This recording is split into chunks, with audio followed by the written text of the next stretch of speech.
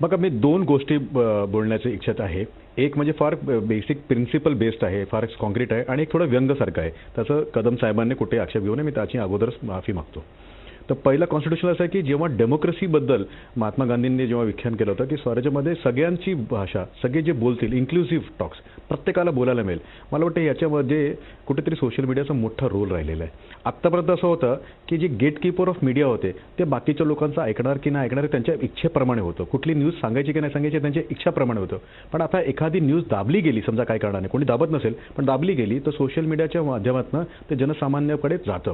त्यांचे विचार जातात, त्यांना काय आवडलं नाही आवडलं ते सगळे तेच जातं. त्याच्यामुळे हे कॉन्स्टिट्यूशनल फ्रेमवर्कला फार स्ट्रेंथन करतं, आपल्याला मजबूती मिळतं. आणि जे आपला विश्वास आहे अख्खा डेमोक्रेसीमध्ये, आपण भारत म्हणून एक 65 वर्ष फारच मॅच्युअर्ड डेमोक्रेसी राहिलेली आहे. आपल्याकडे सगळे जेवढे पण सत्ता अंतर झाले ते त्याच्यामुळे कुठेही गोळी चाललेली नाही, कुठेही राग द्वेष नव्हता. त्याच्यामुळे फारच मॅच्युअर्डली आपण हँडल केलेला गेले 70 वर्षाचा जो काळ होता तो.